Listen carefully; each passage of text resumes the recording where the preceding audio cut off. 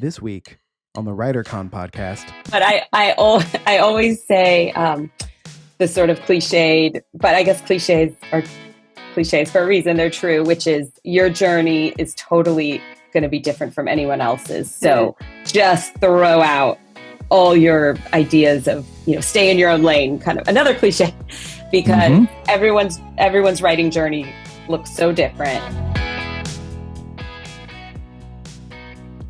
Welcome to WriterCon, a gathering place for writers to share their knowledge about writing and the writing world.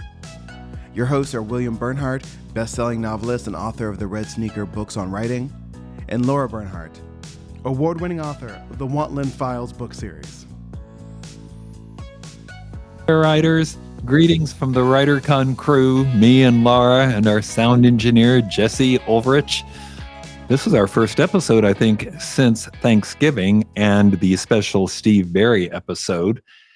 Hope you all had a great holiday, and now you're probably gearing up for the A-list holidays yet to come. Lara, did you do anything new this year over the holidays? Anything new over the holidays? No, not really anything. Did some of the same stuff. Did you write every day?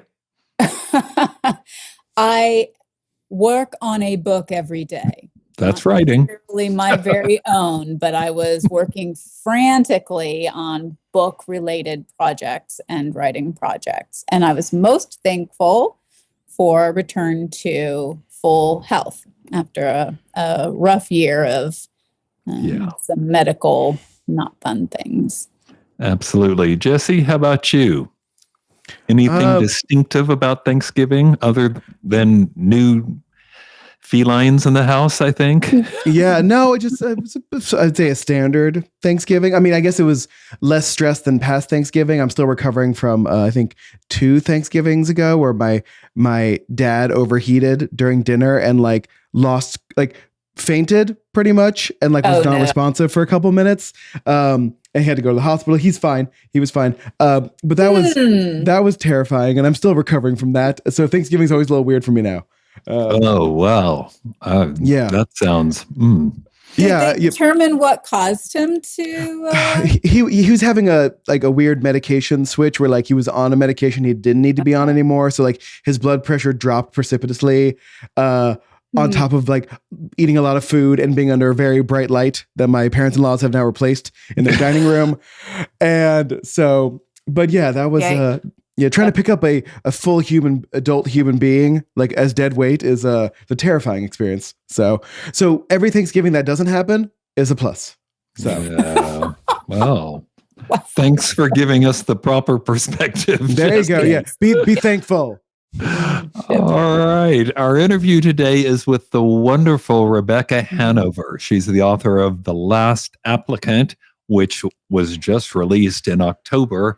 It's a twisty, turny, jaw-dropping, I'm not exaggerating when I tell you this is full of surprises, thriller, debut writing for novels, but she is already a New York Times-bestselling author because she wrote the YA duology, that means 2 books, called The Similars.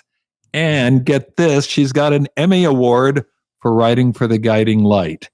We will be talking lots and lots with Rebecca, but first, the news.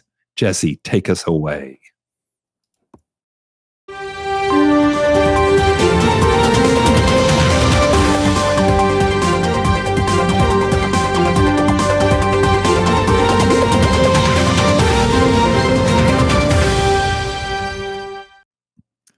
When I sent out the notes that I send to my partner, so we're all on the same page, I deliberately gave this story a bland title in the hopes that Jesse wouldn't read it in advance. We'll see if that worked or not. By watching I'm seeing the image now.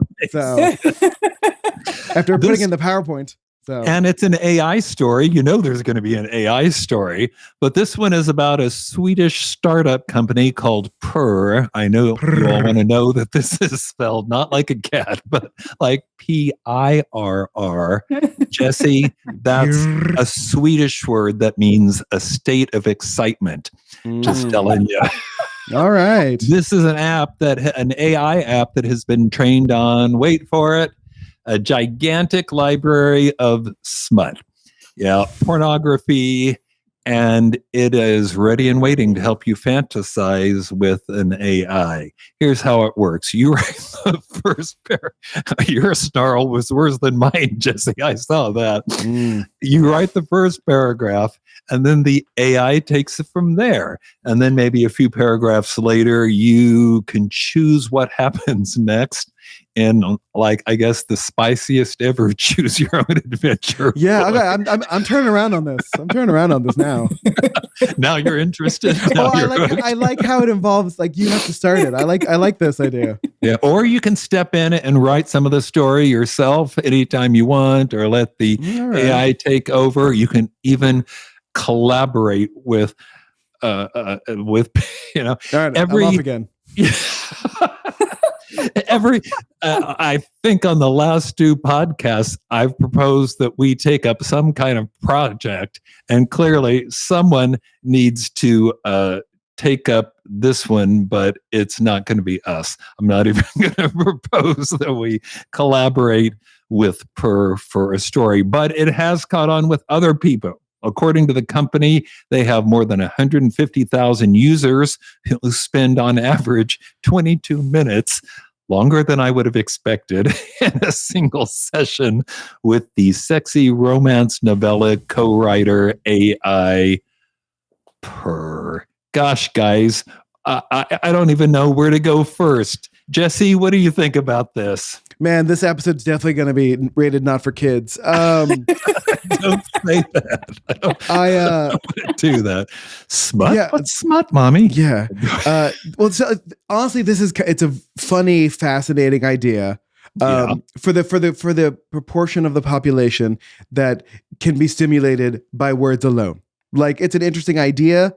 Like, I wish there was a tool like this for just regular stories, where you like have to start off and then you can sort of choose options. And maybe it probably kind of does exist within the sort of chat GPT world. But listen, whatever floats your boat, as long as you're not bothering other people, like, go for it. Will I be trying this? Maybe as a joke to see what happens. But now I'm kind of curious. But yeah, I mean, listen, again, as long as you're not breaking any laws, you can okay with it? Have fun with it. Sure. Lara, I just want you to know that if I pick up your iPhone later today and the app Pirr pops up on the screen, we're going to have a talk. No, you have nothing to blame but yourself. She was just doing research for the pod. Right. It's in the name of the podcast. Right. Some research, of course. So what are your thoughts on this, Lara? I don't tend to, I'm kind of an unusual female reader in that I don't tend to gravitate toward romance, and I don't go in for erotica either, for the most part, but for the most part on this I had an audiobook script sent to me once. I remember that. I inadvertently read some. We had different definitions of heat level, but her idea of PG was not yours, but she was very sweet and kind when I wanted to back out of that. But anyway, we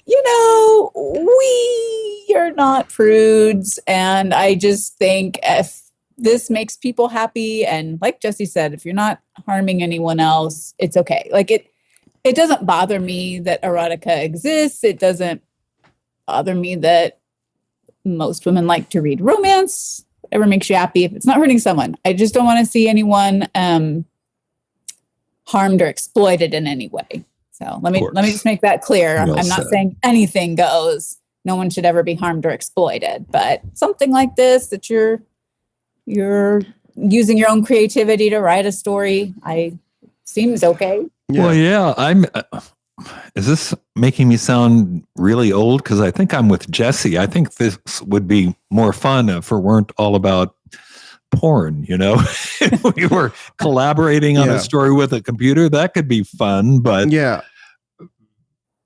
I mean, well, my question was going to be just like with the lawsuits against ChatGPT, like, is this stealing ideas and tropes and plots from erotica novels that already exist, and the authors are not getting paid for that? Probably. Exactly. An excellent point. I was going to ask, where did all of this come from? I mean, is it exactly? And if this is coming from something that is exploitative in any way, then I would have to say, yeah, I don't know where they found their smut, but I suspect it wasn't hard to find given the state of the internet these days. Okay, news story number 2. I'll start with the questions. Jesse, how many books do you have in your house? Oh, so many. Really? Hundreds? Oh, yeah. I'm seeing about 12 over your shoulder right now.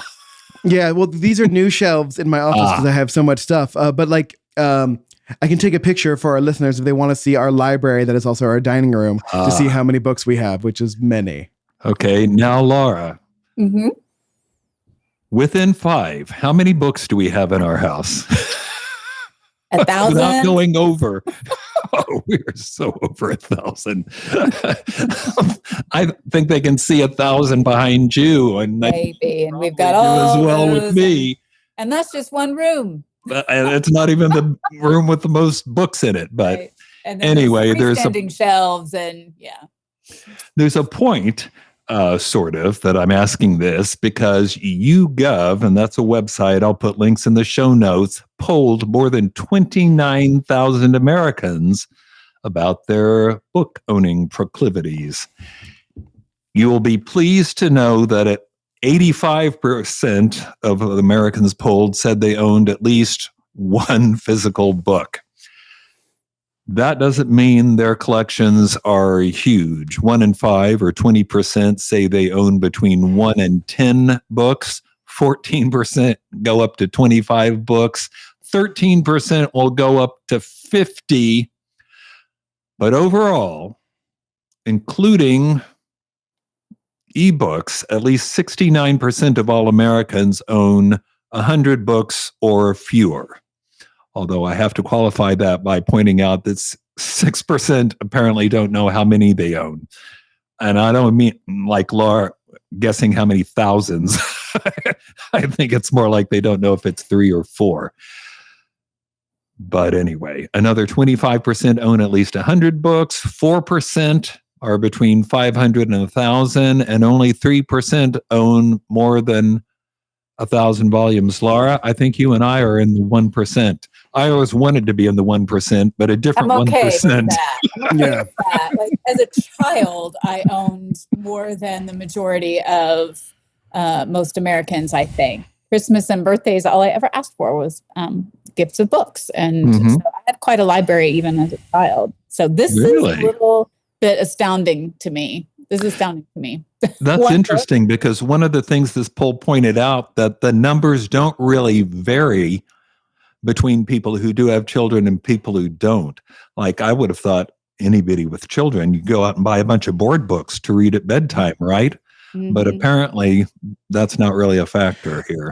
But here's the question. Like when they asked this question to those people, did they make sure to ask them like children's books count? Because I would think a lot of parents would either get rid of those very quickly or give them to another friend who just had kids or whatever, or not even consider them real books. At least that's as someone without kids. That's something that would pop up in my head. It's like I wouldn't consider those to be actual books. Yeah. So, well, and they kept saying physical books because each of my kids had bookshelves when they were little and growing up. I mean, they all had their own little book collections going. People are lying because I know every parent has those books. They do. They're even if you don't want them, you're giving them at some point. So the flaw with any poll, of course, is that people don't always say the truth. They say what they wish were the truth. But if people were going to fib on this poll, they'd act like they had more books, don't you think, rather than fewer? And yet we have I would the majority of the people saying they have 100 books or fewer. Again, and 85% said they owned at least one physical book. 15% of people don't own one book. Not even the Bible. But Like, come on. it just blows my mind. Not even a textbook from school or anything? You I have think a bookless home? I think a lot of people Get are it. forgetting the ones that are in their attics or in closets somewhere. Could be. Okay, we've run this dry, so I'm taking us back to the porn story because that was way more interesting. Here is something I didn't tell you about the company Pirr. It was founded by two people, both women, possibly not what you suspected. Here's a quote from one of them, whose name is Beatrice Buschati. Remember that these people are Swedish, but I will translate. She said, quote, "We are female founded. We have a female perspective, but the app is for everyone. We want to create a playground for fantasies. We want people to have fun and to fantasize because we also believe in what that could do with people." You know, at first I thought that was kind of what you were saying, Lara, and then because we also believe in what that could do with people, fantasizing with an AI. I'm not sure what she's talking about at that point. Can somebody explain that to me? It's probably a translation error. Maybe, or perhaps they're thinking how this could, so even though I said I don't read a lot of romance and no erotica intentionally, I do have one author whose books I like, and they would be classified as a paranormal romance. And when you start reading those and you're getting into it, maybe those fantasies can help you connect in different ways with your partner than what you might not have done. It'll give you some ideas and some things that you can try. You can keep it fresh. Maybe it can improve relationships and keep intimacy strong just because it's introducing you to some different thoughts and ideas. On that positive note, I think we should, although you can never get as much smut, but still, let's wrap this up. Jesse, cue up the music. Let's talk to Rebecca Hanover.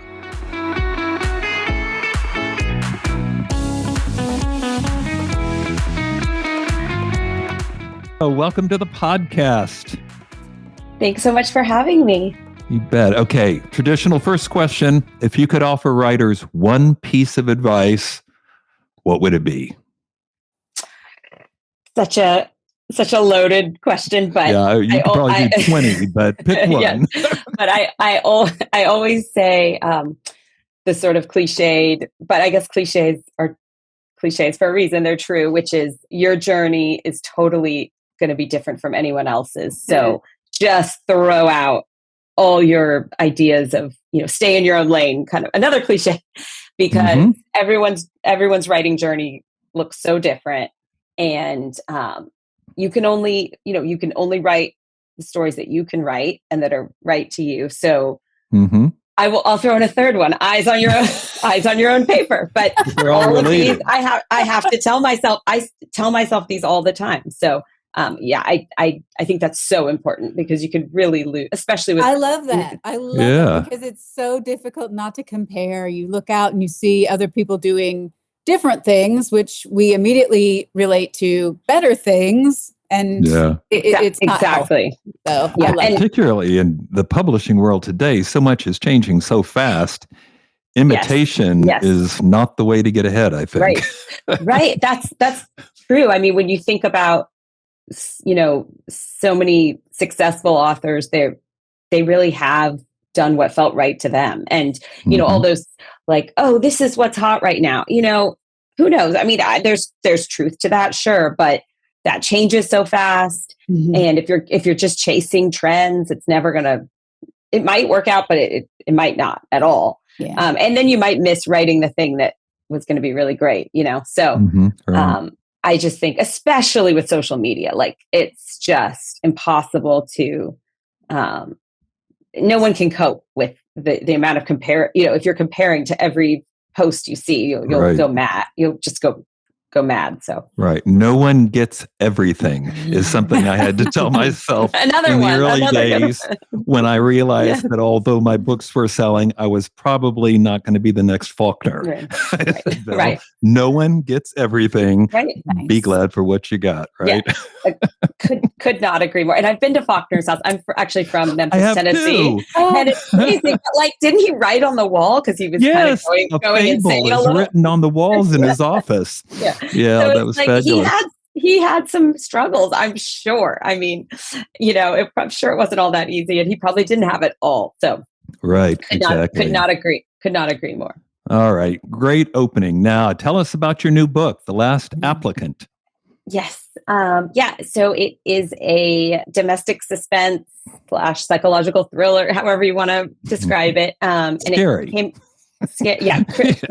thrilling, suspenseful, hopefully a little scary. I've been told it's, not the type of thing to just scare you out of your mind, but hopefully keep you up late reading and then kind of disturb you a little bit. Yeah. So it came out last week of October. And it is my adult debut. I do have a young adult series that came out called The Similars that came out about 5 years ago. Which is why you're a New York Times bestselling author, right? Yes, exactly. That was from that duology. Not a bad title to already have when you make your fiction debut. But go ahead. Oh my gosh! Well, that was that series was kind of it was many years in the making, and I'm so proud of that, and also just all the readers that I connected with over that series. How did this compare? Like we were just saying, you're already established as a New York Times bestselling author from that work. Now this is your debut as an adult thriller. Yeah. Do you think you'll keep going in both genres, Yes. one or the other? How do you feel about it? Yeah, great question. I'm definitely going to keep going in the thriller genre. I'm working on a second one right now, so unrelated, just another standalone. Uh-huh. I love YA so much, also, and it's kind of my first love. So I absolutely hope to still write YA one day. But I am a mom of 3 kids. They're 12, 9, and 4. So there's a limit to. We all have a limit to how much we can do at one time. So I can kind of only focus on a book at a time. So we'll see. But to answer the first part of your question, I think it didn't feel like a debut in the same way that my YA books did, in the best way, because I was much more calm about it, much more calm. So that was really nice. Like I knew the drill. I knew what the launch day would kind of feel like and be like, and it's just managing your expectations is so much easier when you know what, you kind of know what to expect. Absolutely. And speaking of your previous writing, you knew you weren't going to get out of this interview without me mentioning that not only have you previously written for the TV drama, The Guiding Light, you won an Emmy for it, right? Yes. Holy smokes. How did that happen? Oh my gosh. Well, I had moved to New York City after college. This was in my 20s. I, was living in a 6th floor walk up where you dragged your laundry up the stairs. And I think my roommate and I sort of split a 1-bedroom. I kind of repressed it, but they were wonderful, wonderful years, but it was, the struggle of we're going to be struggling artists or whatever. So really long story short, I ended up getting the wonderful opportunity to be an intern on the show and then a writer's assistant, which was the greatest, at the time felt like the greatest thing that could ever happen to me. Guiding Light was the most magical place because we would film right on 40. When I started off, it was on 44th Street. And we would shoot right upstairs from where, the production office was. So everything was happening and I had been a theater and English major. So it felt like a play. It felt like being, part of, putting on a play every day. Yeah. Yeah. Putting on a play every day. Right. It was like the gang's all here. We're going to, so it was just the minute I walked in there as an intern, I was like, how can I stay here? This is amazing. So I was really lucky. So I started as the assistant, I started writing scripts and I had a couple of mentors who were some of the established writers, and they were incredible, and they were so talented. I mean, the thing about soaps, as you know, there's a new show every day of, every weekday. So that's 5 hours of material. If you think about a streaming show, it's like it might be 10 hours of material for the whole season. That's it, Yeah. So, everyone is working that much harder with, limited budget, limited time to make something really, truly great. And so honestly, I mean, this is why soap actors can go on set and do one take, because they know the lines, they have it down. They're not going to screw up. Everyone's like time is on the line. So it was the most amazing place to learn. And I would get to write, once I became a writer, I got to write like a script per week, which is kind of unheard of otherwise. So it was a dream. It was truly a dream. Well, may I ask why you left? What a fabulous, it sounds like a job of the century. Yeah. Oh, I never would have left, but all the soaps went off the air pretty much, except for whatever. Yes. I think there's 1 or 2 left. So yeah, in 2009, it ended. So yeah, we would all still be there. Couldn't get it on Peacock or something. I think we just missed the opportunity for that. It's okay, Leo. Shame. Timing just wasn't quite right, but that allowed you to write this book. Then you went on and you wrote the similars. Okay, I want to come back and talk about the different genres, because I also write in different genres. Yes. So I'm always kind of happy when I stumble across someone else who's doing that, because that isn't necessarily what anyone would ever advise us to do. Right. That's actually YA. You're moving into adult thriller. How did those happen for you? That's a great question. I know it's interesting because now you're right. I keep thinking about YA and adult, but when you throw in the TV writing, it's a lot of different skill sets over quite a period of time. But I know what you mean. I have definitely mixed things up. I think to me, it's all kind of the same. It's almost like if you're into tennis, can you switch to pickleball? Like, yeah, why not? Yes. So I don't find there's different things. Of course, there's different skills and different structures and things about each one. But at Guiding Light, I learned to outline and have a really solid foundation. So I still use Save the Cat. I think it's universal across mediums. And I'm a huge plotter, which maybe I'll save you from asking. I'm a huge plotter. I don't write anything. That always is always asked. So that really, and then the character work. And on a soap opera, the character work is gold. I mean, that's really, it doesn't work if these long running characters, you have to feel like they live in your TV and they live in your home, right?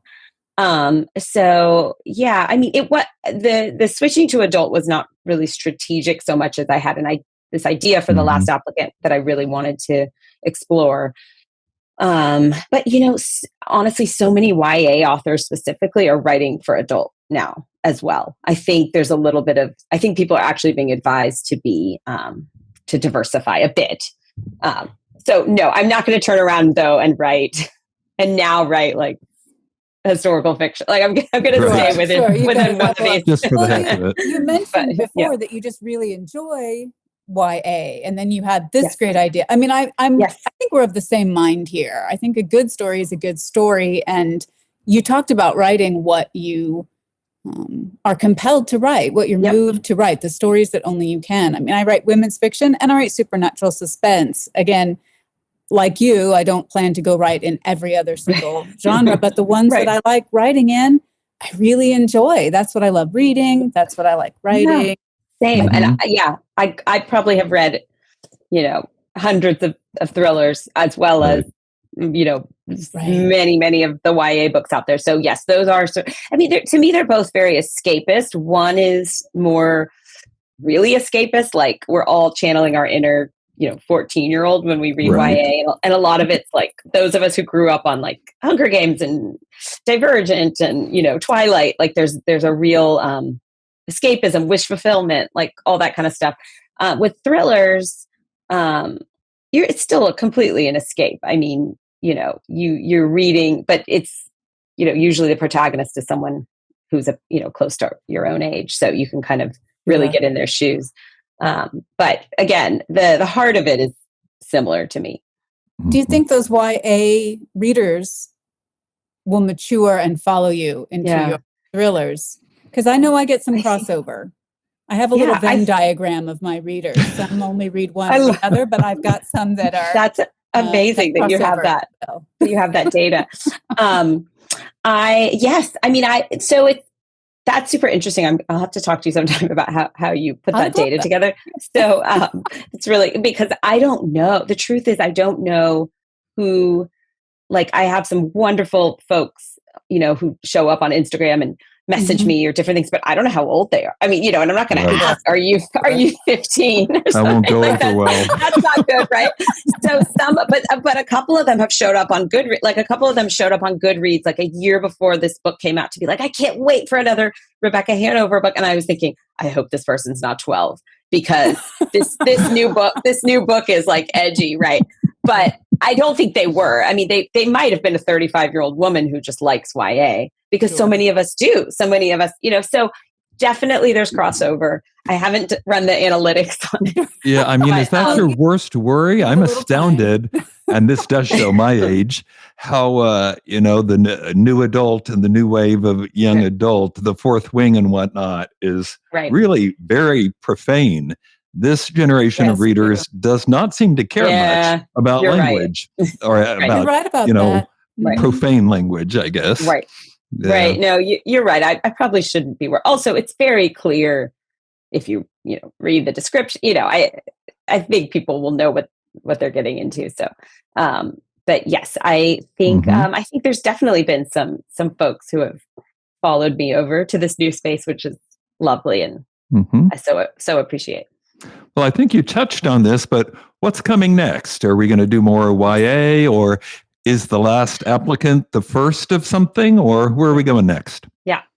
So it is the first, of course, of adult thriller for me, but I'm working on / finishing up a second one. It's unrelated. So just another standalone thriller with another female protagonist who's got a new set of problems.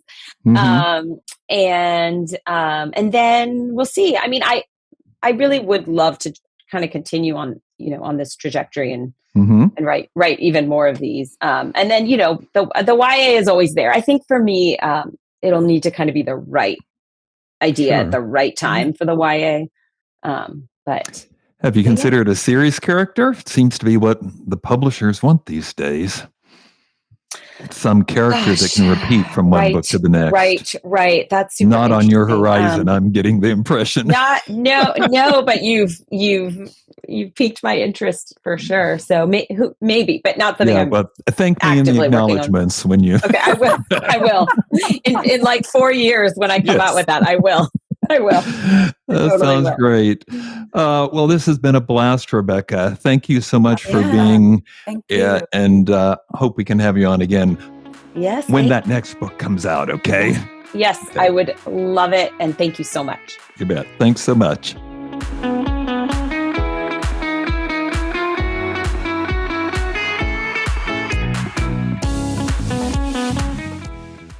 Lara, you have a book that's just perfect for Christmas, don't you? I do. It's called Christmas Spirit. It's set in New Orleans. It is filled with whispering ghosts from Christmas past, present, and maybe even future. And it is currently on sale for 99 cents. Well, will not get much better than that.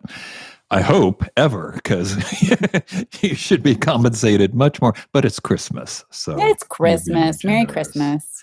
And I see Jesse's put up the slide of an anthology called Christmas Tapestry, which I put together. I've got a story in it, and so do many of my writing talented friends. Writing talent as opposed to my writing untalented friends. You know what I mean. My talented writer friends is what I was going for. And the reason we call it a tapestry is because it didn't just lock into one genre. It's not all mystery or romance or inspirational. It's a little bit of everything from people who do it well using the series characters from their novels in a Christmas short story. In many cases, the first short story these characters have ever appeared in. So Christmas or not, I thought this was a terrific opportunity. And the WriterCon magazine also has a holiday issue coming out. Jesse's got that up there too. Lara, tell us what all is in this wonderful issue. Like every issue, it is packed with inspiration and information for aspiring authors everywhere. But this time, it is like a warm cup of cocoa and packed with holiday-themed advice. Words of wisdom from some excellent writers. We have how to market your work during the holiday season. We have an interview with Santa Claus. We have so much stuff. I can't even think of it all right now. But it's a terrific issue. It's so good. Humor so from Barry Friedman, Giftless for Writers from Renee, and so much more. All right. Until next time, keep writing. And remember, you cannot fail if you refuse to quit. See you next time.